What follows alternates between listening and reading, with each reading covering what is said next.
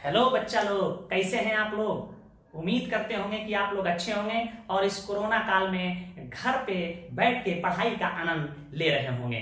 प्रिय विद्यार्थियों, हम लोग some basic concept of chemistry 11 के यूनिट नंबर 1 को शुरू किए हुए थे। इसके इंट्रोडक्टरी पार्ट को भी देख लिए थे और पिछले वीडियो लेक्चर में हम लोग मैटर और एनर्जी के बारे में अध्ययन किए थे और मैटर के प्रॉपर्टीज को देखे थे कि फिजिकल प्रॉपर्टी क्या होता है, केमिकल प्रॉपर्टी क्या होता है, एक्सटेंसिव प्रॉपर्टी, इंटेंसिव प्रॉपर्टी क्या है।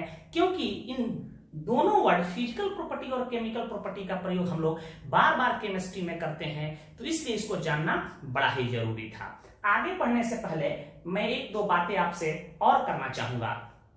देखिए, वैसे छात्र जो 10th पास किए हैं और ऑफलाइन क्लास के इंतजार में बैठे हुए हैं, उनको जरूर यह सूचना दीजिए कि ऑफलाइन क्लास का इंतजार नहीं करें, घर को ही गुरुकुल बनाएं, साइंस एकेडमी परिवार से जुड़े ऑनलाइन और अपनी पढ़ाई को शुरू करें। देखिए, साइंस एकेडमी उत्तर बिहार की सबसे बड़ी कोचिंग है, जहां फिजिक्स के फैकल्टी के तौर पर इंजीनियर दीपक कुमार पढ़ाते हैं, जिनका नाम आप सुने ही होंगे। मैथमेटिक्स के टीचर संजीव सर हैं हमारे यहाँ, और बायो के टीचर रवि सर हैं, और इंग्लिश अफरीदी सर पढ़ाते हैं, और मैं केमिस्ट्री टीचर आरिफ सर। तो आप साइंस एकेडमी परिवार से जुड़े, निश्चित रूप से आपको फायदा होगा, यह कहने की जरूरत नहीं है। 12 वर्षों का विश्वास भी आपके साथ है। देखिए, कुछ लोगों के दिल में बड़े बड़े सपना पाल लेते हैं कि ये मुझे करना है, मुझे वो करना है, मैं IITian बनूंगा, मैं डॉक्टर बनूंगा, मैं IPS बनूंगा, मैं IAS बनूंगा। बेटा सुन, केवल सपना दिल में पालने से कुछ नहीं होता है, इसके लिए जिद पालना पड़ता है। जो व्यक्ति जिद पाल लेगा अपने दिल में, वह क्रैक करके हर कुछ दिखाएगा। क्योंकि हार हो जाती है जब मान लिया जाता है, जीत हो जाती है जब ठान लिया जाता है। याद करो कभी वो अपना दिन, जब बचपन में तुम थे, कभी मेले बाजार में जा रहे होगे, तुम पापा से कहते थे पापा ये खिलौना मुझे खरीद दीजिए, पापा ये 3 पहिया वाली लकड़ी की गाड़ी खरीद दीजिए। पापा कहते नहीं नहीं नहीं खरीदेंगे, ये खराब हो जाएगा, टूट फूट जाएगा। और उसी मेला बाजार में कोई लड़का पटा गया कि नहीं हमको कीनबे कीजिए, निश्चित रूप से पापा खरीद के उसको देते थे। बेटा, हर चीज को पाने के लिए केवल सपना ही नहीं देखो, उस सपने को पाने के लिए जिद को अपनाओ, अपने मन में जिद को ठान लो, क्योंकि जिद्दी व्यक्ति ही इतिहास रचते हैं। और आप इतिहास रचने आए हैं, इतिहास रटने नहीं आए हैं। आपको इतिहास रचना है, इतिहास रटना नहीं है। चलिए, तो हम लोग अपने विषय वस्तु पर आते हैं। आज हम लोग पढ़ेंगे क्लासिफिकेशन ऑफ मैटर, अर्थात द्रव्य का वर्गीकरण। इसमें हम उन तमाम तथ्यों को बताएंगे जो आप वर्ग 9 से पढ़ते आए हैं। कुछ ऐसे बातों को भी बताएंगे जो आप जानते नहीं होंगे। कुछ ऐसे बातों को हम लोग सीखेंगे जो आधा अधूरा हम लोग सीखे हैं, और कुछ ऐसे बात हम लोग जानेंगे जो आप पहले से जानते हैं। तो चलिए हम लोग क्लासिफिकेशन ऑफ मैटर को देखें। देखिए, जितने भी मैटर हैं इनको हम 3 प्रकार से वर्गीकृत कर सकते हैं: बायोलॉजिकल क्लासिफिकेशन, फिजिकल क्लासिफिकेशन और केमिकल क्लासिफिकेशन। तो केमिकल क्लासिफिकेशन ही हम लोग डिटेल में अध्ययन करेंगे, जो केमिस्ट्री से संबंधित है। देखिए, जितने भी मैटर दुनिया में है उसको हम लोग 2 वर्गों में बांट सकते हैं। एक को कहेंगे सजीव और दूसरे को कहेंगे निर्जीव। Living things, non living things. वैसे द्रव्य जिसमें वृद्धि हो, विकास हो, जनन प्रजनन की क्रिया हो, जो बच्चे को जन्म दे, जो अंडा दे, उस चीज को हम लोग कहेंगे लिविंग थिंग्स। कंफर्म। और लिविंग थिंग्स कहने का मतलब हुआ कि इसमें ये तमाम गुण निहित हैं, और इसको मैटर इसलिए कह रहे हैं क्योंकि यह स्थान घेरेगा, इसमें द्रव्यमान होगा। एग्जाम्पल के तौर पे एनिमल्स, जितने भी एनिमल्स देख रहे हैं इस पृथ्वी पर, हम तुम, घोड़ा, भैंस, जानवर, बकरा, बकरी, गधा, जितना हाथी, गेंडा, जितने भी देख रहे हो सारे एनिमल्स इसी के कैटेगरी में आएंगे। मुर्गा, मुर्गी, जितने बकरा, बकरी, जितना तुम देख रहे हो सारे क्या है? सजीव हैं। इसके अलावा प्लांट्स हो सकते हैं इसके उदाहरण, जितने भी पौधे हैं, जितने भी पेड़ हैं, ये सब इसके उदाहरण हो सकते हैं। रेप्टाइल्स हैं, जितने रेप्टाइल्स में रेंगने वाला, जैसे सांप हुआ, गोहटी हुआ, विषैले सर्प हो या पनिया सांप हो, कोई हो, रेप्टाइल्स होगा। इसके अलावा इंसेक्ट्स हो सकते हैं, इंसेक्ट्स का मतलब होता है कीट फतिंगा, कीटाणु जिसको देखते हो, लाइट जलता देख रहे हैं, विभिन्न प्रकार के कीट आ जाते हैं जिसको छिपकली खा लेती है, कीट्स हो सकते हैं। इसके अलावा बैक्टीरिया हो सकता है, बैक्टीरिया ईटीसी, यह सब किसके उदाहरण हो सकते हैं? सजीव के। तो कह सकते हैं ऐसे सजीव जिसमें सजीव ये हैं जिसमें वृद्धि विकास जनन प्रजनन की क्रिया होती है। और द्रव्य के कैटेगरी में इसलिए रखे हैं क्योंकि इसमें द्रव्यमान होता है और ये स्थान घेरते हैं। और नॉन लिविंग थिंग के तो उदाहरण आप बेशुमार दे सकते हैं। सैंड का मतलब बालू हो सकता है इसका उदाहरण, इसका आइस हो सकता है, आइस का मतलब बर्फ होता है। इसके अलावा और उदाहरण है वाटर दे सकते हो, सॉइल दे सकते हो, सॉइल का मतलब मिट्टी हो सकता है। याद है मिट्टी किसी भी मिश्रण का कोई स्पेसिफिक फॉर्मूला नहीं होता है। देखिए मिट्टी अलग अलग मिट्टी का अलग अलग कंपोजिशन हो सकता है। मिट्टी में मुख्य रूप से एल्यूमिना Al2O3, मिट्टी में सिलिका SiO2 जिसको तुम बालू कहते हो, पोटेशियम ऑक्साइड आदि पाए जाते हैं। लेकिन मुख्य रूप से एल्यूमिना और सिलिका निश्चित रूप से होता है। लाल मिट्टी का कंपोजिशन अलग होगा, पीली मिट्टी का कंपोजिशन अलग होगा, बलुई मिट्टी का कंपोजिशन अलग होगा। तो मिट्टी चैप्टर में आप लोग पढ़िएगा या फिर जहां आप एग्रीकल्चर केमिस्ट्री आदि पढ़िएगा, मिट्टी के चैप्टर पढ़ना होगा वहां ज्योग्राफी आदि में पढ़ सकते हैं। तो मिट्टी का कोई स्पेसिफिक फॉर्मूला नहीं होता है। सॉइल हो सकता है और नॉन लिविंग थिंग में आयरन हो सकता है, गोल्ड हो सकता है, ईटीसी, यह सब किसके उदाहरण है बेटा? वुड्स हो सकते हैं, वुड्स माने लकड़ी, वुड हो सकते हैं, ये सब किसके उदाहरण है? नॉन लिविंग थिंग के। देखिए फिजिकल क्लासिफिकेशन भी हो सकता है। पदार्थ के, द्रव्य के भौतिक अवस्थाओं के आधार पर जितने भी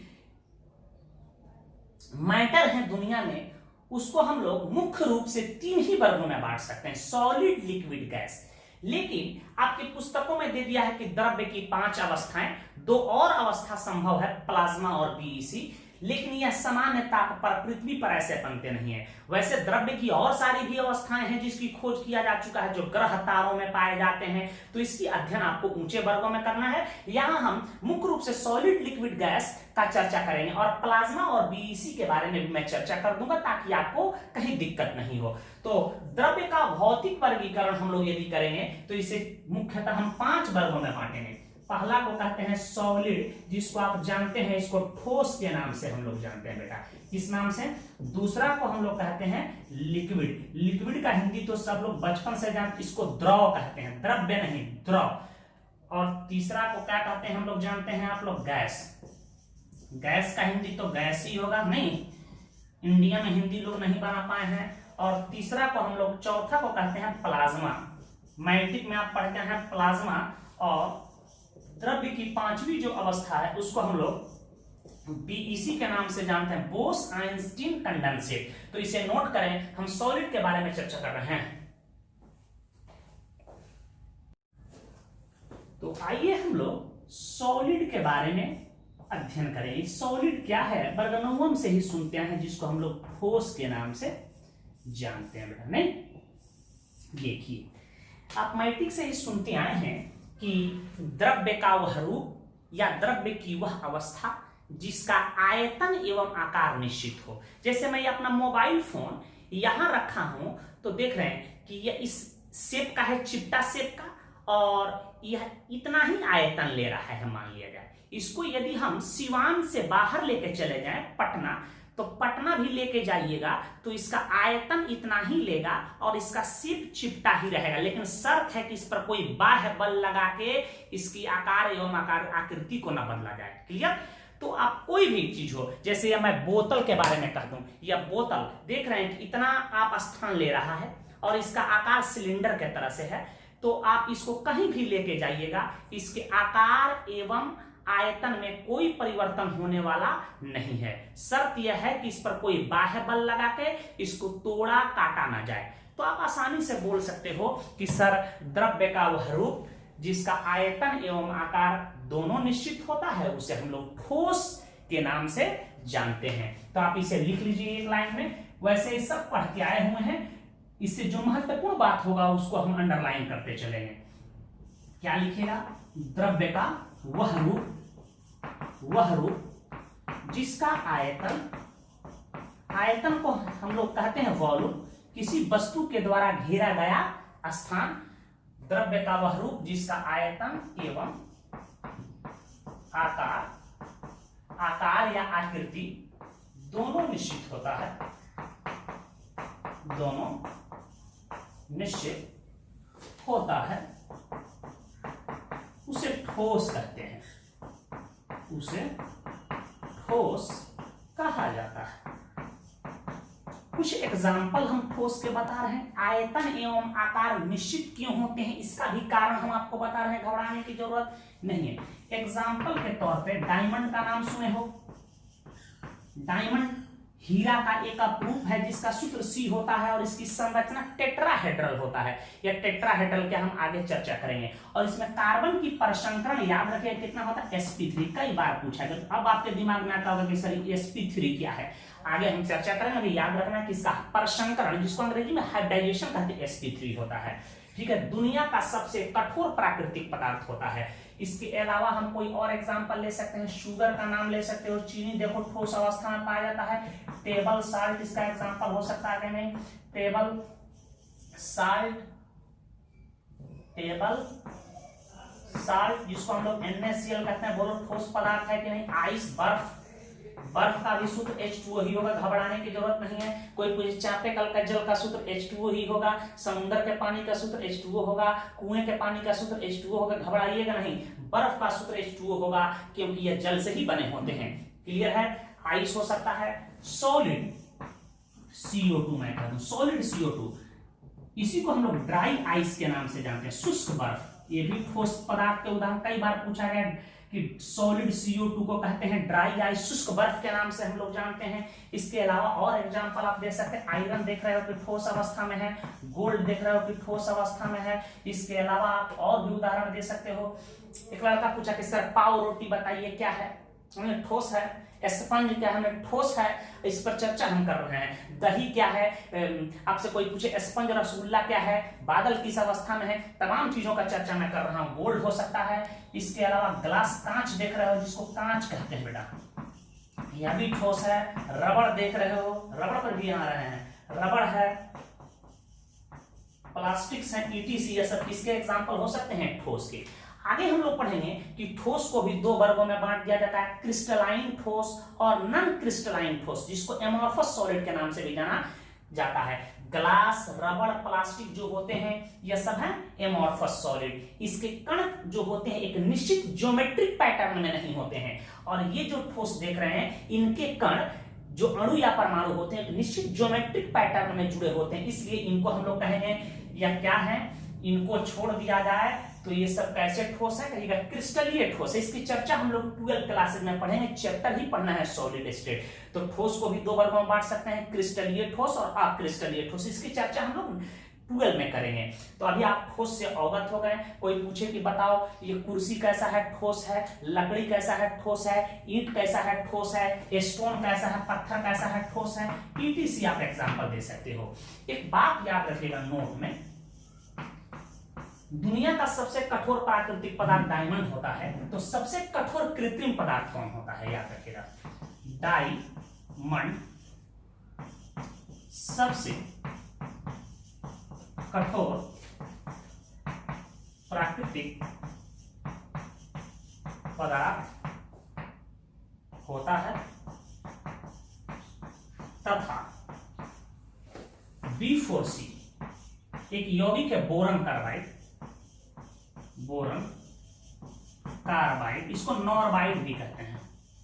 नॉर्बाइड सबसे कठोर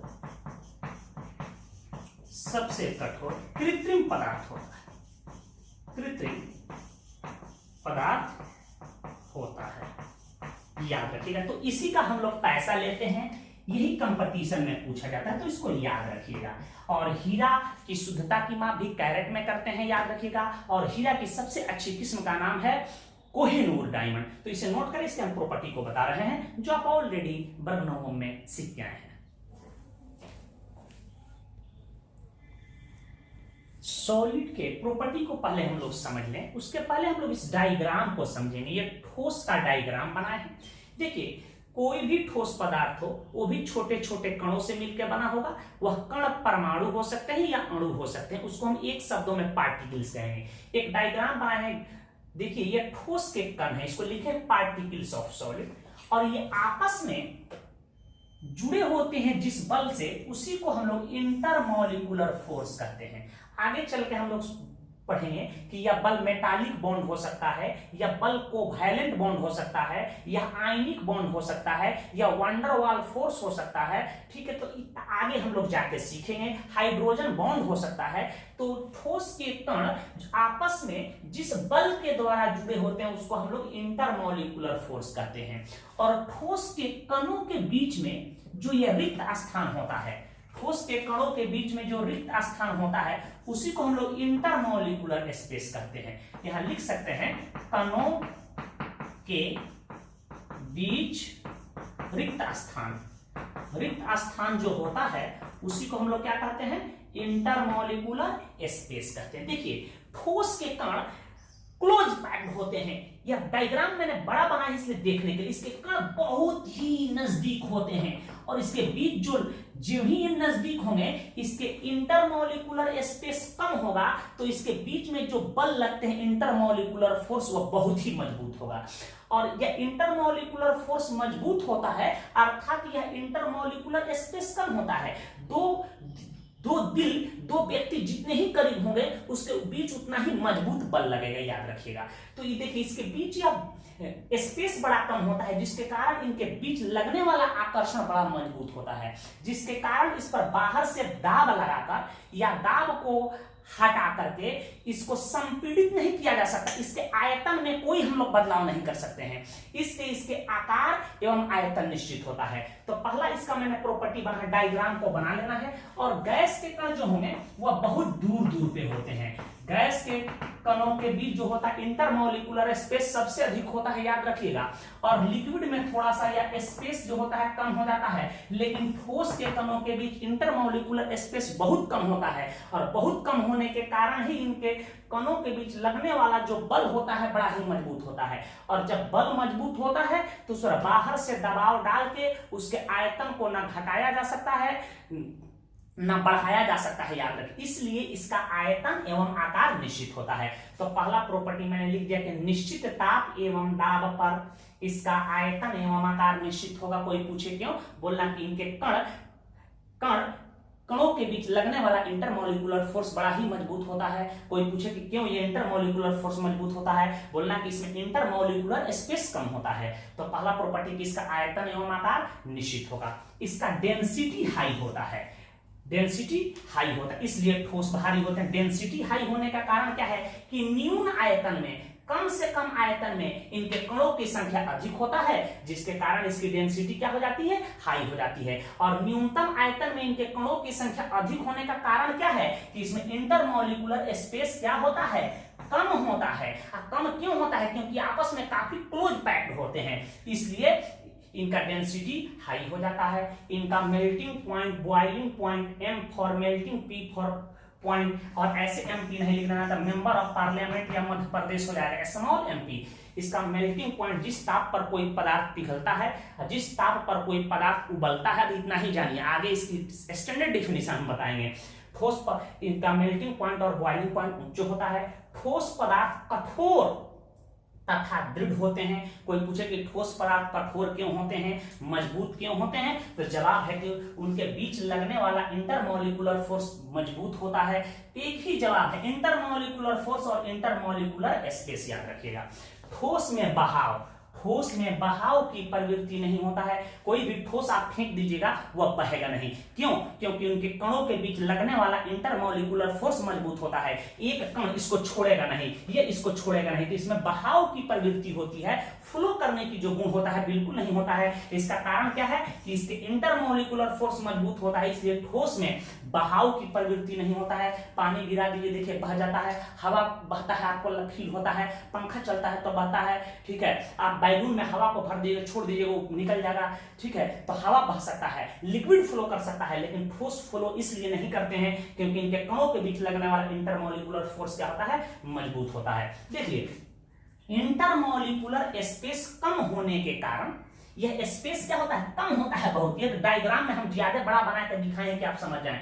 कम होने के कारण इसे कंप्रेस्ड, संपीड़ित नहीं किया जा सकता है। संपीड़ित करना क्या है समझिए, किसी भी पदार्थ पर बाहर से दाब लगाकर उसके आयतन को कम कर दिया जाए, आयतन को कम कर दिया जाए, या हम उसको क्या कर दे, दाब को घटाकर आयतन को बढ़ा दिया जाए, इसी को कहते हैं संपीड़ित करना। तो ठोस पदार्थ को संपीड़ित नहीं किया जा सकता है, कीजिएगा तो वह चकनाचूर टूट जाएगा, क्योंकि इनके कणों के बीच जो है स्पेस बड़ा कम होता है। तो याद रखें कि ठोस पर हम बाहर से बल लगा के इसके आयतन को कम नहीं कर सकते हैं, अर्थात ठोस को संपीड़ित नहीं किया जा सकता है।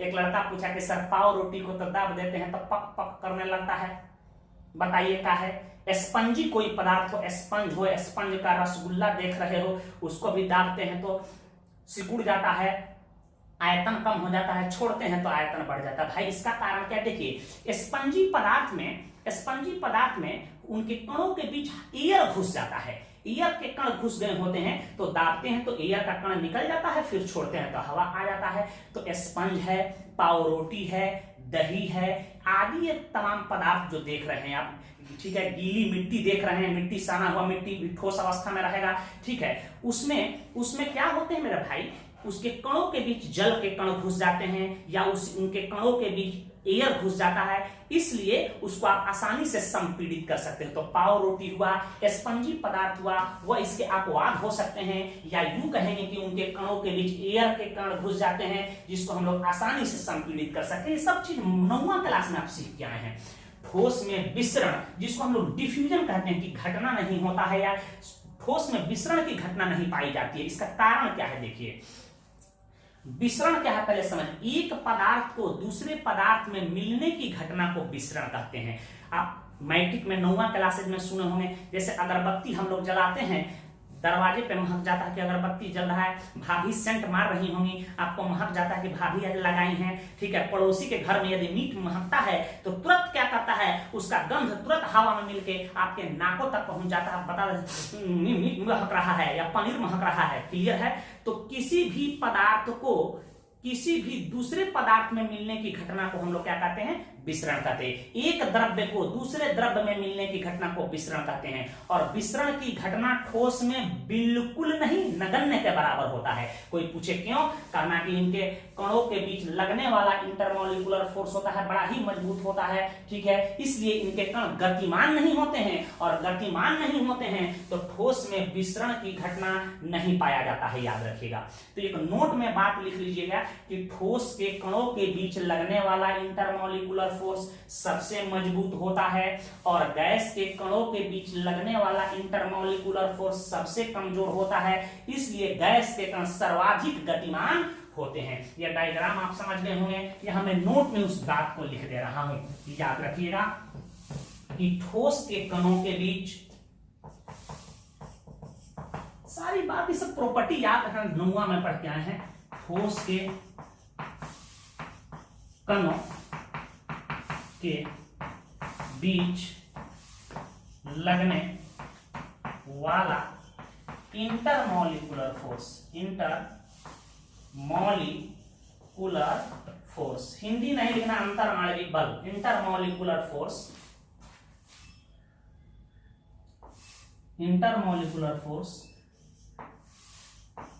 सबसे मजबूत तथा गैस के कणों के बीच लगने वाला इंटरमॉलिक्यूलर फोर्स सबसे कमजोर होता है, सबसे कमजोर होता है। कोई पूछे कि क्यों कमजोर होता है, तो कहना कि उसके कणों के बीच जो इंटरमॉलिक्यूलर स्पेस होता है वह ज्यादा होता है, कमजोर होता है, इसलिए गैस के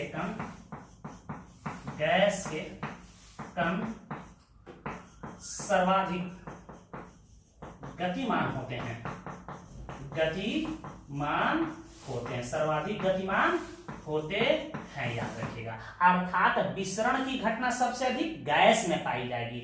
जब भी हम सेंट लगाते हैं तुरंत महक जाता है, जब भी मेरे भाई अगरबत्ती जलाते हैं तब भी वह हवा में मिलकर अपने नाकों तक पहुंच जाता है, आप देखे होंगे, ठीक है। तो सबसे अधिक विसरण की घटना पाई जाएगी गैस में, उससे कम पाया जाएगा लिक्विड में, और विस्तरण की घटना बिल्कुल नगण्य, यूं कहें कि बिल्कुल नहीं होता है किसमें, सॉलिड में, क्योंकि सॉलिड के कणों के बीच लगने वाला इंटरमॉलिक्यूलर फोर्स मजबूत होता है। इसे नोट करें।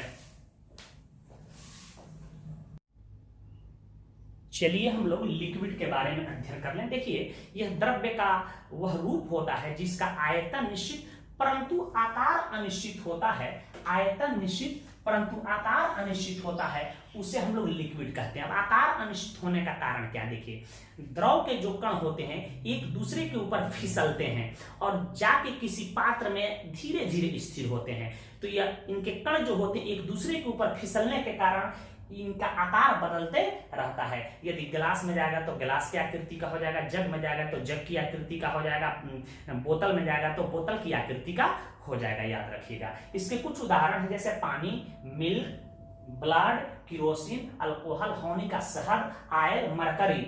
आप जानते हैं कि एकमात्र धातु है जो लिक्विड अवस्था में पाया जाता है। देखिए, मिल्क का कोई फॉर्मूला पूछ दे, रक्त का कोई फॉर्मूला पूछ दे, कहिएगा जी सर नहीं, बिल्कुल। इसका कंपोजिशन हो सकता है कि यह प्रोटीन, विटामिन, मिनरल्स आदि से मिलकर बना है, जल आदि का मिश्रण होता है। खून भी कई प्रकार के रासायनिक पदार्थों से मिलकर बना है। आप बायो में पढ़िएगा कि जो रक्त में 4 चीज होते हैं, उस सब की चर्चा करेंगे। प्लेटलेट्स क्या है आप चर्चा कीजिएगा, आरबीसी क्या है, डब्ल्यूबीसी क्या है, तमाम चीजों की चर्चा हम लोग आगे भी करेंगे। किरोसिन तेल हो सकता है, अल्कोहल हो सकता है, हॉनी हो सकता है, इसके सभी उदाहरण हैं। देखिए इसके गुण अब देखिए अभी बताए थे कि ठोस के कणों के बीच जो लगने वाला इंटरमॉलिक्यूलर फोर्स होता है वह मजबूत होता है। द्रव के कणों के बीच ये लगने वाला इंटरमॉलिक्यूलर फोर्स थोड़ा कमजोर हो जाता है, क्योंकि इसके बीच इंटरमॉलिक्यूलर स्पेस थोड़ा ज्यादा हो जाता है। और लिक्विड के बीच यह इंटरमॉलिक्यूलर फोर्स जो होता है कमजोर होता है, क्योंकि इनके बीच लगने और इनके बीच का जो स्पेस होता है इंटरमॉलिक्यूलर स्पेस वो ज्यादा होता है। तो देखिए इनके कणों के बीच जो इंटरमॉलिक्यूलर फोर्स लगता है वह सॉलिड के तुलना में कमजोर बट गैस के तुलना में मजबूत होते हैं। तो आप पहला प्रॉपर्टी बोल सकते हो कि द्रव का आयतन निश्चित एवं आकार अनिश्चित होता है। द्रव का घनत्व ठोस के घनत्व से कम होता है, क्योंकि इनके कारण कोई पूछे करना कि इनके कणों के बीच लगने वाला इंटरमॉलिक्यूलर फोर्स ठोस के तुलना में कमजोर होता है। इनका एमपी और बीपी ठोस से लो होता है, कोई पूछे क्यों, बोलना इंटरमॉलिक्यूलर फोर्स ठोस के तुलना में कमजोर होता है। लिक्विड में बहाव की प्रवृत्ति पाया जाता है, इसमें यह फ्लो करने की प्रवृत्ति पाई जाती है, क्योंकि इनके कणों के बीच जो इंटरमॉलिक्यूलर फोर्स लगते हैं वह कमजोर होते हैं, इसलिए टूट जाते हैं। लिक्विड को भी प्रायः संपीड़ित नहीं किया जा सकता है, याद रखिए, लिक्विड को भी प्रायः आप संपीड़ित नहीं कर सकते हैं। कि इसका कारण यह है कि इनके कणों के बीच में भी जो स्पेस होता है वह कम होता है, लेकिन ठोस के तुलना में अधिक संपीड़ित होते हैं। परंतु याद रखिएगा इस पर अधिक दाब आरोपित करके इसे संपीड़ित किया भी जा सकता है। ठीक है, तो कोई किताब लिख दिया लिक्विड को प्रायः संपीड़ित किया जा सकता है, वो भी सही है, क्योंकि इस पर अत्यधिक दाब लगा के इसको संपीड़ित कर सकते हैं। मैंने लिख दिया कि लिक्विड को भी प्रायः संपीड़ित नहीं किया जा सकता है, मतलब सामान्यतः इसको आप बाह्य बल लगा के हल्का फुल्का दाब लगा के संपीड़ित नहीं कर सकते हो। विसरण की घटना इसमें पाई जाती है, तो इसे नोट कर लें। गैस से सबसे अधिक प्रश्न पूछे जाते हैं, जो बताएंगे। चलिए हम लोग गैस के बारे में देखते हैं। क्या बेटा, गैस को हम लोग गैसीय के नाम से जानते हैं।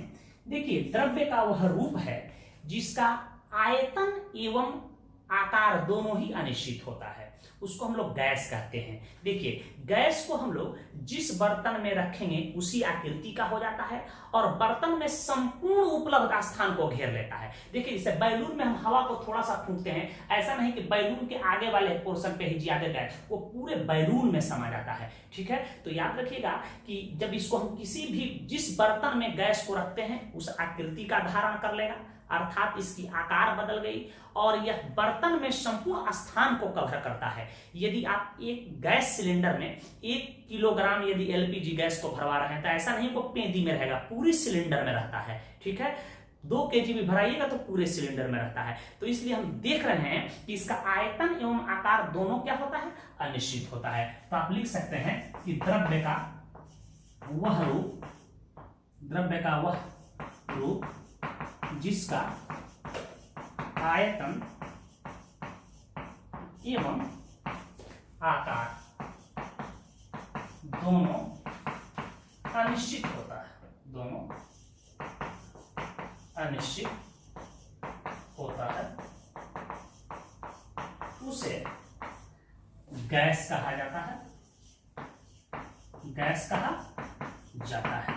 कोई पूछे कि क्यों इसका आयतन एवं आकार दोनों ही अनिश्चित होता है, तो इसका कारण है कि इनके कणों के बीच लगने वाला इंटरमॉलिक्यूलर फोर्स बहुत ही कमजोर होता है, इसलिए इसका आयतन एवं आकार दोनों ही अनिश्चित होता है। और इनके कणों के बीच जो इंटरमॉलिक्यूलर फोर्स लगता है वह कमजोर इसलिए होता है क्योंकि इनके कणों के बीच जो गैप होता है, जिसको हम लोग इंटरमॉलिक्यूलर स्पेस कहते हैं, वह ज्यादा होता है। याद रखिएगा, कुछ हम गैस के एग्जांपल दे रहे हैं, याद रखिएगा। दैनिक जीवन से संबंधित, जिसको हम लोग ऑक्सीजन गैस कहते हैं, रोज सांस लेते हैं, ऑक्सीजन गैस कहते हैं।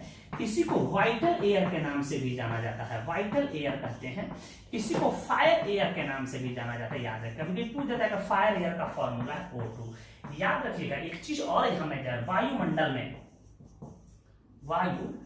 में जिसको हम एटमॉस्फेयर कहते हैं, आयतन के दृष्टिकोण से कितना प्रतिशत पाया जाता है? 21% बाई वॉल्यूम। आयतन के दृष्टिकोण से पूरे वायुमंडल में 21% है, और इस गैस का प्रयोग हम लोग श्वसन की क्रिया में यूज करते हैं। बहुत ही महत्वपूर्ण गैस है।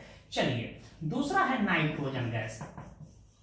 नाइट्रोजन गैस, इसका तो नाम सब लोग सुनते होंगे, नाइट्रोजन गैस। इसी को हम लोग फाउल एयर के नाम से भी जानते हैं, फाउल एयर, आवारा हवा। इसको एजोट के नाम से भी जाना जाता है। याद रखिएगा, इसका सूत्र N2 होता है। देखिए, कभी ये भी पूछा जाता है, वायुमंडल में सबसे अधिक मात्रा में पाया जाने वाला गैस है N2। यह निष्क्रिय स्वभाव का होता है। याद रखिएगा, सामान्य ताप पर यह रिएक्शन नहीं करना चाहता है। तो याद रखिएगा कि यह वायुमंडल में आयतन के दृष्टिकोण से कितना होता है? लगभग 78% वायु वॉल्यूम, VOL का मतलब होता है वॉल्यूम, और 75% बाई मास, आयतन द्रव्यमान के दृष्टिकोण से यह 75% पाया जाता है। तो वायु वॉल्यूम में कितना पाया जाता है? 78%। तो वायुमंडल में जितने भी गैस है, सबसे अधिक मात्रा में पाया जाने वाला गैस है नाइट्रोजन। याद रखिए, एयरक्राफ्ट जितने भी होते हैं, मालवाहक जहाज है या आदमी का ढोने वाला जहाज है, देखिए उसके चक्का में यही नाइट्रोजन गैस अब भरा जा रहा है। इसके कारण है कि यह अदहनशील गैस होता है, हीट को एब्जॉर्ब करता है। जब चक्का नीचे उतरता है, लैंड करता है, तो बहुत ज्यादा गर्मी पैदा करता है।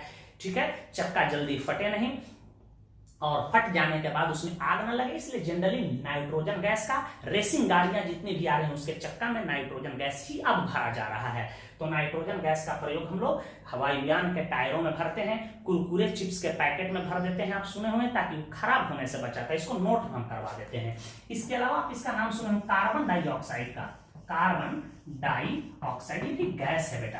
कार्बन डाइऑक्साइड का नाम आप सुने होंगे, इसका सूत्र CO2 होता है। इसी को हम लोग ग्रीन गैस के नाम से जानते हैं। कौन गैस कहते हैं बेटा? ग्रीन गैस के नाम से जानते हैं। यह ग्लोबल वार्मिंग के लिए जिम्मेदार है। यह हीट को एब्जॉर्ब करने की शक्ति पाया इसमें जाता है। इसको ग्रीन गैस कहते हैं। ग्रीन गैस में बहुत सारे गैस आते हैं। यह वायुमंडल में, याद रखिएगा, वायुमंडल में आयतन के दृष्टिकोण से 0.0%, लेकिन अब यह बढ़ करके 0.04% हो चुका है वायु वॉल्यूम। याद रखिएगा, पुराने किताबों में 0.03% दिया है, लेकिन अब बढ़ गया है, इसलिए वायुमंडल पर गर्मी बढ़ गई है। याद रखिएगा, हिम जो है, पहाड़ों पे जो धूप पे जो बर्फ है, वह धीरे धीरे पिघल रहे हैं। कार्बन डाइऑक्साइड के अलावा भी कुछ और गैस हम आपको बताएं, कार्बोजेन। याद रखिएगा, कार्बोजेन कई बार 12 बोर्ड में पूछा गया है, कार्बोजेन। याद रखिएगा, कार्बोजेन क्या है? यह ऑक्सीजन गैस और कार्बन डाइऑक्साइड का मिश्रण होता है। इसमें ऑक्सीजन जो होता है 90 से 95% पाया जाता है, और कार्बन डाइऑक्साइड 10 से 5% होता है। इसका प्रयोग कृत्रिम श्वसन में हम लोग करते हैं। देखिए, ऑक्सीजन का सिलेंडर, अभी कोरोना में देख रहे हैं कि अस्पताल में ऑक्सीजन नहीं है, तो वह कार्बोजेन ही होता है। उसमें ऑक्सीजन 100% नहीं होता है, 95%, और CO2 के कुछ उसमें अल्प मात्रा पाए जाते हैं, उसको कार्बोजेन कहते हैं। याद रखिएगा, इसके अलावा भी आप अन्य गैस पढ़ें, इसको फ्यूल गैस के नाम से जानते हैं, हम बता रहे हैं। जैसे और गैस पढ़े, एलपीजी का नाम पढ़े, लिक्विफाइड पेट्रोलियम गैस। इसका मुख्य अवयव आपको हम बता चुके हैं। मुख्य अवयव क्या होते हैं? मुख्य अवयव ब्यूटेन होते हैं, आपको बताए होंगे ब्यूटेन है। या डोमेस्टिक यूज करने वाला गैस है। ब्यूटेन का सूत्र जानते हैं C4H10 और इसके दो आइसोमर है, नॉर्मल ब्यूटेन और आइसोब्यूटेन। इसी का मिश्रण होता है। इसमें इथाइल मर्केप्टान नामक केमिकल मिला दिया जाता है जिसके कारण इसमें दुर्गंध पाया जाता है। सीएनजी का नाम सुने होंगे, सीएनजी गैस का नाम सुने होंगे। इसको कंप्रेस्ड नेचुरल गैस कहते हैं। इसका भी मुख्य अवयव कौन होता है? मीथेन होता है, याद रखिए। वैसे हम पहले बता भी चुके हैं, CH4 होता है। इसे नोट करें। कुछ और हम गैसों का नाम बता रहे हैं जिससे बोर्ड एग्जाम में डायरेक्ट प्रश्न या कंपटीशन में पूछे जाते हैं, जिसको हम लोग फ्यूल गैस के नाम से जानते हैं, ईंधन गैस के नाम से, जिसका प्रयोग ईंधन के रूप में हम लोग करते हैं। ये भी ईंधन गैस है, याद रखिएगा।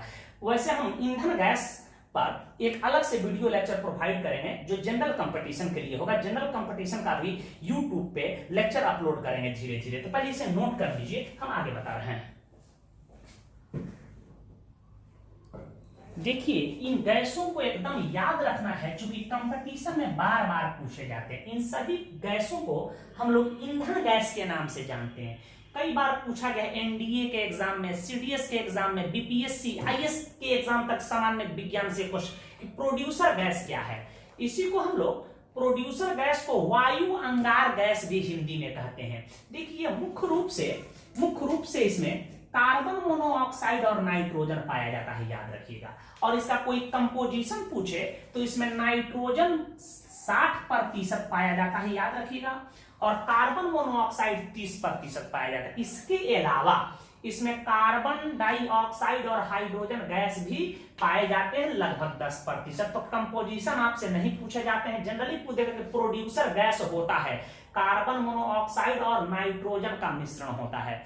और जितने भी फ्यूल गैस होते हैं, ईंधन गैस होते हैं, जिसको हम लोग जला करके ऊष्मा प्रदान करते हैं, सभी फ्यूल गैस में सबसे कम उष्मीयमान प्रोड्यूसर गैस का ही होता है, याद रखिएगा, क्योंकि इसमें नाइट्रोजन 60% है। सबसे कम उष्मीयमान किस ईंधन गैस का होता है? कई बार क्वेश्चन पूछा गया है, तो प्रोड्यूसर गैस का याद रखिएगा। उसके बाद आता है वाटर गैस। ये बहुत महत्वपूर्ण है। इसी को सीन गैस या सिंथेसिस गैस के नाम से हम लोग जानते हैं। इसका मिश्रण होता है कार्बन मोनोऑक्साइड और हाइड्रोजन का। इसका कंपोजिशन होता है हाइड्रोजन और कार्बन मोनोऑक्साइड। इसमें हाइड्रोजन 50% अप्रॉक्स और कार्बन मोनोऑक्साइड 45%। तो इसके अलावा नाइट्रोजन, कार्बन डाइऑक्साइड और मीथेन भी 5% होता है। इसी मिश्रण को हम लोग सीन गैस या सिंथेसिस गैस या वाटर गैस कहते हैं। हिंदी में इसको वायु अंगार गैस के नाम से भी जाना जाता है। अब प्रश्न होता है, दोनों में कंफ्यूजन होता है। CO+N2 producer gas, CO+H2 water gas होता है। अब देखिए, बनता दोनों कैसे है। जलता हुआ कोयला, जो हम लोग घर में मकई का बाल भूनने के लिए जो कोयला इस्तेमाल करते हैं उसको कोक कहते हैं। तो रेड हॉट कोक, यदि जलते हुए कोयला पर हवा को प्रवाहित किया जाए तो हमारा प्रोड्यूसर गैस बन जाता है। कार्बन मोनोऑक्साइड और नाइट्रोजन का मिश्रण प्राप्त होने लगता है, इसको प्रोड्यूसर गैस कहते हैं। और वाटर गैस कैसे बनता है, याद रखिए। रेड हॉट कोक पे यदि जलते हुए कोयला पे स्टीम को प्रवाहित किया जाए, वेपर को प्रवाहित किया जाए, तो कार्बन मोनोऑक्साइड प्लस हाइड्रोजन का मिश्रण प्राप्त होता है, जिसको हम लोग वाटर गैस के नाम से जानते हैं, याद रखिएगा। कोल गैस का भी नाम सुने होंगे। कोल गैस क्या है? यह कोयला के भंजन आसवन के फलस्वरूप बनता है। डिस्ट्रक्टिव डिस्टाइलेशन ऑफ कोल, कोयले के भंजन आसवन के फलस्वरूप बनता है। इसमें से मुख्य रूप से हाइड्रोजन, मीथेन और कार्बन मोनोऑक्साइड इसमें पाए जाते हैं। ठीक है, इंडस्ट्री में ईंधन के रूप में इसका इस्तेमाल किया। मुख्य रूप से हाइड्रोजन, मीथेन और कार्बन मोनोऑक्साइड। और सबसे अधिक इसका मुख्य अवयव हाइड्रोजन होता है 60% और मीथेन होता है 25%। 10% कार्बन मोनोऑक्साइड अप्रॉक्स होता है। इसके अलावा नाइट्रोजन, CO2, O2, C2H4 जिसको हम लोग कहते हैं इथीन और एसिटिलीन कहते हैं, ये भी इसमें 5% पाया जाता है। और ये कैसे बनता है? कोयले के भंजन आसवन के फलस्वरूप, याद है, कोयले के भंजन आसवन के फलस्वरूप, कोयले के भंजन आसवन के फलस्वरूप बनते हैं, फलस्वरूप बनते हैं। जितने भी ईंधन गैस हैं, उन सभी ईंधन गैसों में कोल गैस का कैलोरीफिक वैल्यू उष्मीय मान सबसे अधिक होता है, क्योंकि इसमें हाइड्रोजन सबसे अधिक होता है। और आप सभी को पता है कि हाइड्रोजन गैस का कैलोरीफिक वैल्यू उष्मीय मान सभी गैसों से अधिक होता है। लगभग 1.5 लाख किलो जूल प्रति केजी होता है। 1 किलोग्राम यदि हाइड्रोजन को जला दिया जाए तो लगभग 1.5 लाख किलो जूल एनर्जी प्राप्त होती है। तो सबसे अधिक कैलोरीफिक वैल्यू किस गैस का होता है? हाइड्रोजन का। सबसे अधिक उष्मीयमान हाइड्रोजन का होता है, याद रखिएगा। और सभी ईंधन गैसों में कोल गैस का सबसे अधिक कैलोरीफिक वैल्यू होता है। कई बार कंपटीशन में पूछा गया। नेचुरल गैस तो जानते हैं, जिसको हम लोग नेचुरल गैस जमीन से निकालते हैं, उसमें मुख्य रूप से मीथेन होता है। मीथेन 85%। तो इसके अलावा अन्य गैस इथेन होता है, C3H8 को प्रोपेन कहते हैं, ब्यूटेन कहते हैं। इसके अलावा इसमें CO2, हाइड्रोजन, नाइट्रोजन भी 1 से 2% पाए जाते हैं। इसके अतिरिक्त CO2 पाए जाते हैं, हाइड्रोजन सल्फाइड पाए जाते हैं, नाइट्रोजन भी 1 से 2% इसमें पाया जाता है। इसको नेचुरल गैस कहते हैं। देखिए आयल गैस क्या है? इसको आयल गैस कहते हैं। किरोसिन तेल के क्रैकिंग किया जाता है। क्रैकिंग करने का मतलब होता है कि किसी भी हाइड्रोकार्बन को उच्च ताप पर गर्म करके तोड़ने की प्रक्रिया को क्रैकिंग कहते हैं। तो किरोसिन तेल का क्रैकिंग के फलस्वरूप आयल गैस बनता है। और आयल गैस में होते क्या हैं? मीथेन होते हैं। मीथेन का फॉर्मूला सबको पता है। और C2H4 को हम लोग क्या कहते हैं बेटा? ईथीन कहते हैं। और इसको कहते हैं इथाइन। यह मुख्य रूप से 3 गैसों का मिश्रण होता है, आयल गैस। इसका भी प्रयोग हम लोग ईंधन के रूप में करते हैं। देखिए बायोगैस है या गोबर गैस कहते हैं। खासकर काऊ भैंस के गोबर को हम लोग लेके पानी डाल देते हैं, उसमें खरपतवार को भी डाल सकते हैं, तो उसके अंदर फर्मेंटेशन की क्रिया होती है। उसके फलस्वरूप जो गैस बनता है उसको हम लोग गोबर गैस कहते हैं। इसमें मुख्य इसका अवयव मीथेन होता है। इसके अलावा carbon monoxide, carbon dioxide, nitrogen और हाइड्रोजन गैस भी इसमें पाया जाता है। तो गोबर गैस का मुख्य अवयव कौन होता है? मीथेन। कई बार पूछा गया। इसका भी प्रयोग घरेलू ईंधन के रूप में पहले हुआ करता था। अब LPG आ गया तो सबका स्थान खत्म हो गया। तो कम से कम इतने गैस कंपटीशन के लिए आप याद रखिएगा। 1-2 मैं नोट लिखवा देता हूं कि हाइड्रोजन का उष्मीय मान सबसे अधिक होता है और सभी ईंधन गैस में कोल गैस का कैलोरीफिक वैल्यू सबसे अधिक होता है। तो पहले इसे साफ साफ नोट कर लें। वैसे मेरा एक अलग सा वीडियो लेक्चर बनेगा जनरल कंपटीशन के लिए, उसमें सारे गैस को हम एक जगह पढ़ाएंगे आपको। तो इसे नोट कर लें। और इतना ही कह लिए, टीचर आपसे पैसा लेता है, वह तमाम मोती को एक जगह देता है ताकि कंपटीशन के प्रश्न आपसे बन सके। नोट कीजिए। इस महत्वपूर्ण नोट्स को याद रखिएगा, बार बार कंपटीशन के एग्जाम में पूछे जाते हैं। यदि आप रेलवे SSC की तैयारी कर रहे हो या फिर वनडे कोई भी कंपटीशन की एग्जाम हो, पूछा जाता है। कुरकुरे हो, चिप्स हो, बिस्किट आदि के पैकेट में हम लोग नाइट्रोजन गैस भर देते हैं जो उसे खराब होने से बचाता है। वैसे मैट्रिक में आप विकृत गंधिता पढ़े होंगे, रेंसिडिटी ऑफ फूड, तो नाइट्रोजन गैस भरा जाता है। और देखिए एयरक्राफ्ट, एरोप्लेन जो होते हैं, वायुयान, ठीक है, मालवाहक विमान हो या फिर आदमी को ढोने वाला विमान हो, एरोप्लेन के टायर में आजकल नाइट्रोजन गैस ही भरा जाता है। इसके कारण है कि यह अदहनशील होता है और यह हीट एब्जॉर्ब करता है, अदहनशील होता है और हल्का भी होता है, जिसके कारण आजकल नाइट्रोजन गैस का प्रयोग एयरक्राफ्ट, एरोप्लेन के चक्कों में भरा जाता है। नोट 2 याद रखिएगा, कई बार पूछा जाता है कि हवा से हल्का एवं अदहनशील होने के कारण हीलियम गैस का प्रयोग गुब्बारे को बलून कहते हैं तथा एयरशिप्स, वायुपोत में किया जाता है। देखिए वायुपोत जो होता है वो भी वायुयान के तरह ही होता है। उसमें गैस भर दिया जाता है, हल्का हीलियम गैस, जिसके कारण वह आकाश में उड़ता है। वैसे वायुपोत क्या है, इसके डिटेल अध्ययन करने के लिए आप गूगल पे मार सकते हैं। वायुपोत का फोटो आप देख सकते हैं। मेरे पास तो कोई डिजिटल यहाँ डिवाइस नहीं कि वायुपोत का डायग्राम आपको दिखाएं। और गुब्बारे कहते हैं बैलून को। देखिए कुछ किताब लिख दिए होंगे कि बैलून में हाइड्रोजन गैस भी भरा जाता है। हाइड्रोजन की अपेक्षा हीलियम को इसलिए पसंद किया जाता है कि हाइड्रोजन अत्यंत ज्वलनशील होता है। तो ऑप्शन दे दे कि गुब्बारे में कौन सा गैस भरते हैं, तो आप हीलियम पे ही टिक लगाइएगा। ये भी बात याद रखिएगा, हाइड्रोजन गैस का कैलोरीफिक वैल्यू, जिसको उष्मीय मान कहते हैं, सबसे अधिक होता है। सभी गैसों में सबसे अधिक होता है, सबसे अत्याधिक दहनशील गैस होता है। याद रखिएगा, लगभग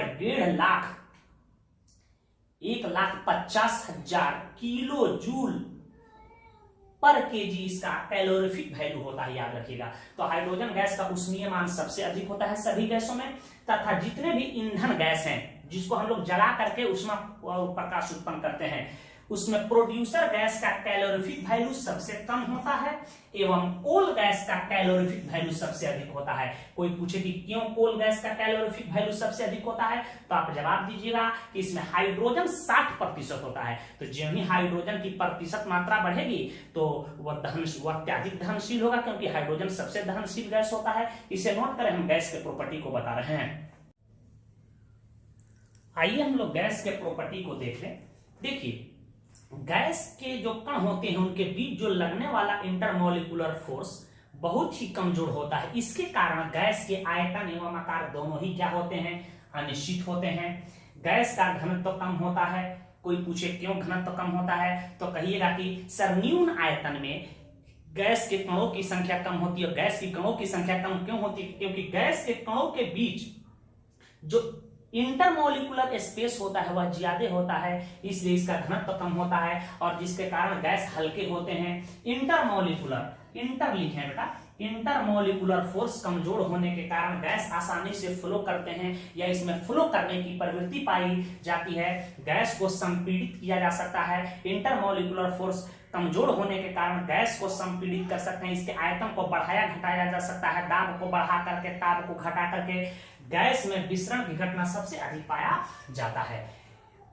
नोट में एक बात याद रखें, गैस का घनत्व ताप एवं दाब पर निर्भर करता है। ताप एवं दाब में परिवर्तन करके गैस के घनत्व को हम लोग परिवर्तित कर सकते हैं। एक दिमाग में प्रश्न आता होगा आपके कि सर गैस और वाष्प क्या एक ही चीज है?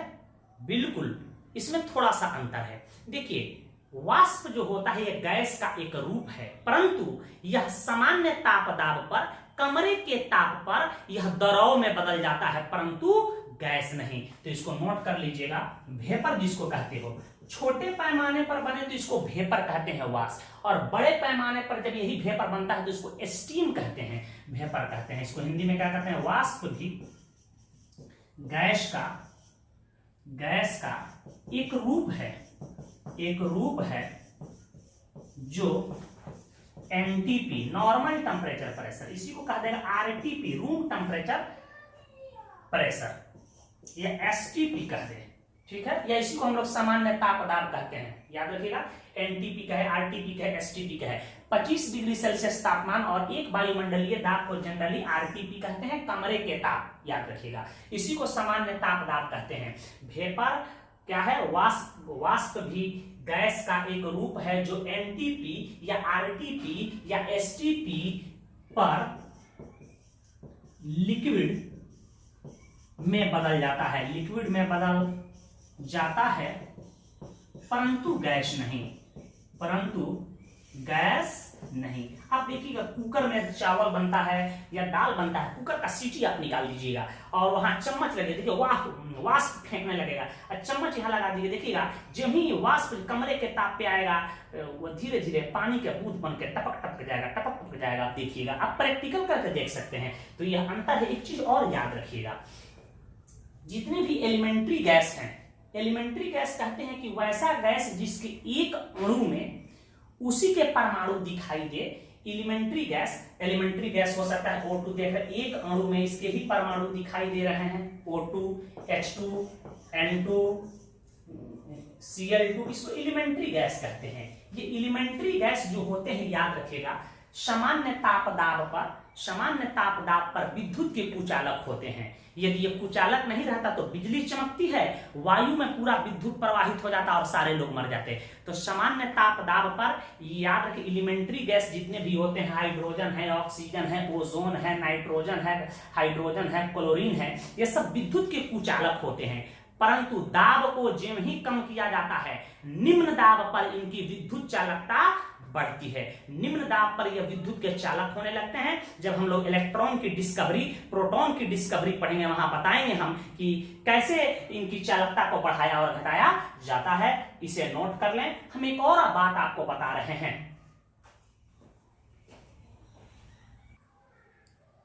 इस नोट को समझिएगा, बड़ा ही महत्वपूर्ण चीज है। देखिए, ताप एवं दाब में परिवर्तन करके ताप को बढ़ा करके घटा करके, दाब को बढ़ा करके घटा करके पदार्थ को एक रूप से दूसरे रूप में हम लोग बदल सकते हैं, अर्थात पदार्थ की अवस्थाओं में हम लोग तब्दीली ला सकते हैं। जैसे देखिए कोई भी ठोस पदार्थ हो, डायग्राम को समझिएगा, उसको हम गर्म करें, इसको डेल्टा का साइन कहते हैं, गर्म करने की प्रक्रिया को कहते हैं मेल्टिंग। गर्म करते हैं तो वह प्रायः लिक्विड में परिवर्तित होता है, जैसे कि बर्फ ठोस है, उसको गर्म कर दें तो पानी में परिवर्तित हो जाएगा, और लिक्विड को गर्म करते हैं, इस प्रक्रिया को वेपोराइजेशन कहते हैं। लिक्विड को हम गर्म करें तो वह गैस में परिवर्तित हो जाएगा या वेपर में परिवर्तित हो जाता है, याद रखिएगा।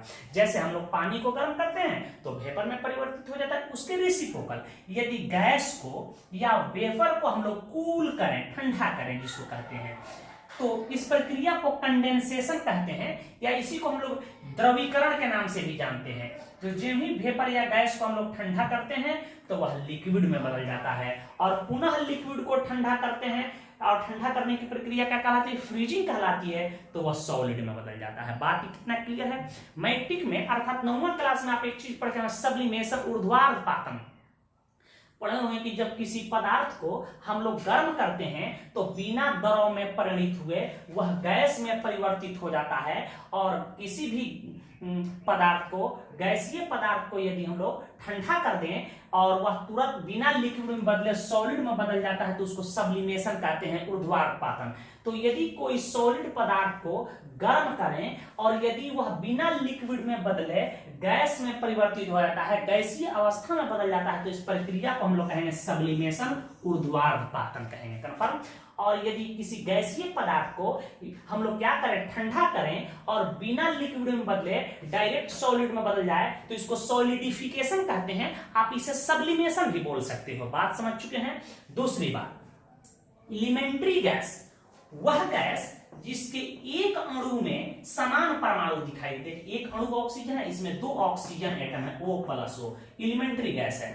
हाइड्रोजन क्या है, एलिमेंट्री गैस है, H+S से बना है, इसके एक अणु में सिमिलर एटम दिखाई देना चाहिए, उसको एलिमेंट्री गैस कहेंगे। जैसे Cl2 एलिमेंट्री गैस है, मैं कहूंगा O3 एलिमेंट्री गैस है। ओजोन इसमें देख रहे हैं कि 3 ऑक्सीजन के परमाणु दिखाई दे रहे हैं, 3 सिमिलर एटम दिखाई दे रहा है। तो एलिमेंट्री गैस जो भी होते हैं, ऑक्सीजन है, हाइड्रोजन है, नाइट्रोजन है, क्लोरीन, ETC, या NTP या RTP, जिसको कमरे के ताप कहते हैं, रूम टेम्परेचर प्रेशर पर कुचालक होते हैं, परंतु दाब को घटाने पे, दाब को कम कर दिया जाए, निम्न दाब पर इस गैस को लाया जाए तो इसकी विद्युत चालकता में वृद्धि होती है। तो इन बात को आप नोट कर लीजिए। हम लोग नेक्स्ट वीडियो लेक्चर में प्लाज्मा, BEC और केमिकल क्लासिफिकेशन ऑफ मैटर का अध्ययन करेंगे। धन्यवाद।